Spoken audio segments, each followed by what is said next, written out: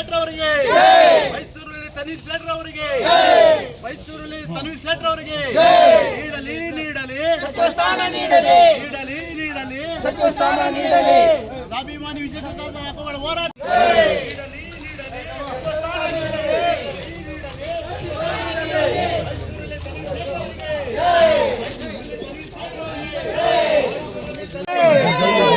ಕೊಡಲಿ ಕೊಡ ಜರ ಟೈಮ್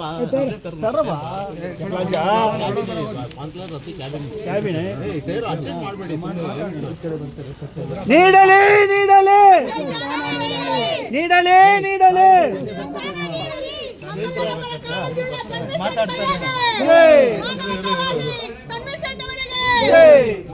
ಹಿಂದೆ ಹಿಂದೆ ಹಿಂದೆ ಹಿಂದೆ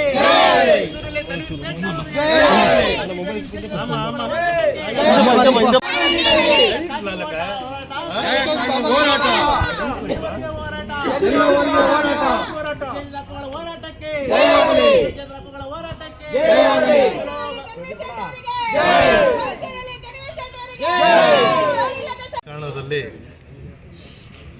ನಮ್ಮ ನಡೆ ನುಡಿ ನಾವು ಯಾವ ಉದ್ದೇಶವನ್ನು ಇಟ್ಕೊಂಡು ಸಮಾಜದ ಉದ್ದಕ್ಕೂ ಸೇವೆ ಮಾಡುವಂಥ ಮನಸ್ಥಿತಿಯನ್ನು ಹೊಂದಿದ್ದೇವೆ. ಜೊತೆಗೆ ನಾನು ಮಾಡಿದ್ದೆ, ನಾನು ನಡೆದಿದ್ದೆ ದಾರಿ ಅಂತ ಹೇಳುವಂತಹ ಸನ್ನಿವೇಶಗಳು ಆಗಿಂದಾಗಿ ನಾವು ಏನು ಹೆಚ್ಚಾಗಿ ಕಾಣ್ತಾ ಇದ್ದೀವಿ. ನನ್ನ ರಾಜಕೀಯ ಜೀವನ ಮತ್ತು ಮನೆತನ ಅಪಾರವಾದಂಥ ಹಿನ್ನೆಲೆಯನ್ನು ಹೊಂದಿರುವಂಥದ್ದು. ನಾನು ಯಾರ ಕೆಲಸ ನನ್ನ ಕೆಲಸದಿಂದ ಯಾರಿಗೆ ಅನುಕೂಲ ಆಗಿದೆ, ಯಾರಿಗೆ ಅನಾನುಕೂಲ ಆಗಿದೆ ಅನ್ನೋಕ್ಕಿಂತ ಇಂಥ ಒಂದು ಸಂದರ್ಭದಲ್ಲಿ ಯಾವತ್ತೂ ಅಧಿಕಾರದ ದಾಹ ಅಥವಾ ಈ ಭಾಗದ ಇವತ್ತು ದಿನನಿತ್ಯ ಏನು ಸಚಿವ ಸಂಪುಟದ ವಿಸ್ತರಣೆ ಅಥವಾ ಪುನರ್ರಚನೆ, ಅಧಿಕಾರದ ಹಸ್ತಾಂತರ ಮುಂತಾದ ವಿಚಾರಗಳು ದಿನ ಬೆಳಗಾಯಿತು ಅಂದರೆ ಮಾಧ್ಯಮದ ಮೂಲಕ ಇವತ್ತು ಸಾರ್ವಜನಿಕ ವಲಯದಲ್ಲಿ ನನ್ನ ಮೇಲೆ ಆಸೆ ಇಟ್ಕೊಂಡಿರುವಂಥ ನನ್ನ ಜನ ಯಾವುದೇ ಸಂಬಂಧ ನಮಗೂ ಈ ನಮ್ಮ ಅಂಗವಿಕಲರಿಗೂ ನಾವು ಯಾವ ಪ್ರಮಾಣದಲ್ಲಿ ನಮ್ಮ ಬಾಂಧವ್ಯನ ಹೊಂದ್ಕೊಂಡಿದ್ದೀವಿ ಅನ್ನೋದು ನಾವು ಯಾರಿಗೂ ಹೇಳಕ್ಕೆ ಸಾಧ್ಯ ಇಲ್ಲ. ಅವರ ನಿರೀಕ್ಷೆ ಮತ್ತು ಅವರ ಪ್ರೀತಿ ನಾನು ನಮ್ಮ ಅಯ್ಯೂಬು ಬಂದ ತಕ್ಷಣ ಇದೆಲ್ಲ ಮಾಡ್ತಾರೆ ಸರಿಯಲ್ಲಪ್ಪ, ಇದು ಮಾಡಬಾರ್ದು ಅಂತ ಸರ್, ನಮಗೆ ಬೇಕಾಗಿರೋದ್ರಿಂದ ನೀವು ನಮ್ಮ ಮನವಿ ಬರಲೇಬೇಕು. ಅದೇ ರೀತಿಯಲ್ಲಿ ನಮ್ಮ ಇವತ್ತೇನೋ ಒಂದು ಅಂಗವಿಕಲರು ಆಗಿದ್ರೂ ಒಂದು ಸಂಘಟನೆಯ ಒಂದು ರೂಪವನ್ನು ಕೊಟ್ಟು ಸ್ವರೂಪ ಕೊಟ್ಟು ದಿಲೀಪ್ ಎಲ್ಲರಿಗೂ ಕರ್ಕೊಂಡು ಹೋಗ್ತಾ ಇದ್ದೇನೆ. ಒಂದು ಕಾಲದಲ್ಲಿ ಸರ್ಕಾರಿ ಕಚೇರಿಗಳಲ್ಲಿ, ಸಾರ್ವಜನಿಕ ಸ್ಥಳಗಳಲ್ಲಿ ಅಂಗವಿಕಲರಿಗೆ ಇದ್ದಂತಹ ಮಾನ್ಯತೆ, ಒಂದು ಟೆಲಿಫೋನ್ ಬೂತ್ ಆಗಿರ್ಬೋದು ಅಥವಾ ಒಂದು ಅದೇ ಬೇರೆ ರೀತಿಯ ಅನುಕೂಲಗಳು ಮೂಡಿಸುವಂಥ ಕೆಲಸಗಳು ಇವತ್ತು ಯಾವುದೂ ಇಲ್ಲ. ಅವರ ಜೀವನ ಸಾಗಿಸುವಂಥದ್ದಕ್ಕೆ ಸ್ಪಷ್ಟವಾದಂತಹ ಒಂದು ರೂಪ ನಾವು ಸಾಧ್ಯ ಆಗ್ತದೆ.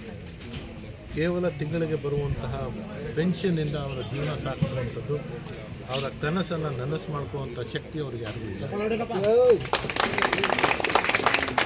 ಆ ಕಾರಣಕ್ಕಾಗಿ ಎಲ್ಲೆಲ್ಲಿ ಅವಕಾಶ ಸಿಗುತ್ತೆ ಅವರಿಗೆ ಸ್ಪಂದಿಸ್ತಾ ಬಂದಿರೋ ನಿಟ್ಟಿನಲ್ಲಿ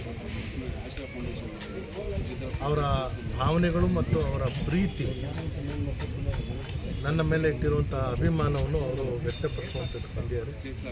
ಬಹುಶಃ ನಾನು ಯಾವ ಪದಗಳ ಮೂಲಕ ಯಾವ ರೀತಿಯಲ್ಲಿ ಅವರಿಗೆ ಕೃತಜ್ಞತೆ ಸಲ್ಲಿಸಬೇಕು ಅನ್ನೋದು ನನಗೆ ಗೊತ್ತಿಲ್ಲ. ಆದರೆ ಆಭಾರಿಯಾಗಿದ್ದೇನೆ. ಈ ಋಣ ತೀರಿಸುವಂಥದ್ದಕ್ಕೆ ಸಾಧ್ಯನೋ ಅಸಾಧ್ಯನೋ ಅನ್ನೋದು ನಾನು ತಾವು ಕೆಪಿಸಿಸಿ ಅಧ್ಯಕ್ಷರಾಗಿದ್ದೀರಿ, ಕಾರ್ಯಾಧ್ಯಕ್ಷರಾಗಿದ್ದಾರೆ, ಜೊತೆಗೆ 6 ಬಾರಿ ಶಾಸಕರು ಸಚಿವರು ಕೂಡ ಆಗಿದ್ದಾರೆ. ಇಂಥದ್ದೊಂದು ಬೆಳವಣಿಗೆ ತನ್ನಿಸರ ನಿರೀಕ್ಷೆ ಮಾಡಿದ್ದಾರೆ ನೋಡಿ. ಇದು ಅಧಿಕಾರ ಬರುವಂಥದ್ದು ಹೋಗುವಂಥದ್ದು ಅದು ತೃಪ್ತಿ ತರುತ್ತೋ ಇಲ್ವೋ ಅನ್ನೋದು ಅದು ವೈಯಕ್ತಿಕವಾದಂಥ ವಿಚಾರ. ನನ್ನ ಸಾರ್ವಜನಿಕ ಒಂದು ಕ್ಷೇತ್ರದಲ್ಲಿ ನನಗೆ ಜನ ಆಶೀರ್ವಾದ ಮಾಡಿ 6 ಬಾರಿ ಆಯ್ಕೆ ಮಾಡಿರುವಂಥದ್ದು, ಇದೆಲ್ಲ ನೋಡಿದಂತಹ ಸಂದರ್ಭದಲ್ಲಿ ನಾನು ಏನು ಗಳಿಸ್ಕೊಂಡಿದ್ದೀನಿ ಅಂತ ಹೇಳಿದಾಗ ಇದು ನನ್ನ ಆಸ್ತಿ ಅಂತ ಹೇಳೋದ್ರಲ್ಲಿ ತಪ್ಪಾಗುತ್ತೆ. ಸಚಿವ ಸಂಪುಟ ಯಾವಾಗ ವಿಸ್ತರಣೆ ನಿರೀಕ್ಷೆ? ಅದು ನಿರೀಕ್ಷೆ ಯಾರೂ ನಾವು ಮಾಡಿಕೊಂಡಿಲ್ಲ. ಆದಾಗ ಆಗುತ್ತೆ. ಅಸಾಧ್ಯ ಅನ್ನೋದು ಯಾವುದೂ ಇಲ್ಲ. ಯಾವಾಗ ಬೇಕಾದರೂ ಏನು ಬೇಕಾದರೂ ಆಗ್ಬೋದು ಅನ್ನೋದು ಈ ಹಿಂದೆನೂ ನಾನು ಹೇಳಿದ್ದೇನೆ. ಸದ್ಯಕ್ಕೆ ನಮ್ಮಲ್ಲಿ ಇದ್ದಂತಹ ಏನು ವೈಮನಸ್ಸು ಅಥವಾ ಅಧಿಕಾರದ ಹಸ್ತಾಂತರ ಮತ್ತೊಂದು ಇದೆಲ್ಲರೂ ಈಗ ವಿರಾಮ ಆಗಿದೆ.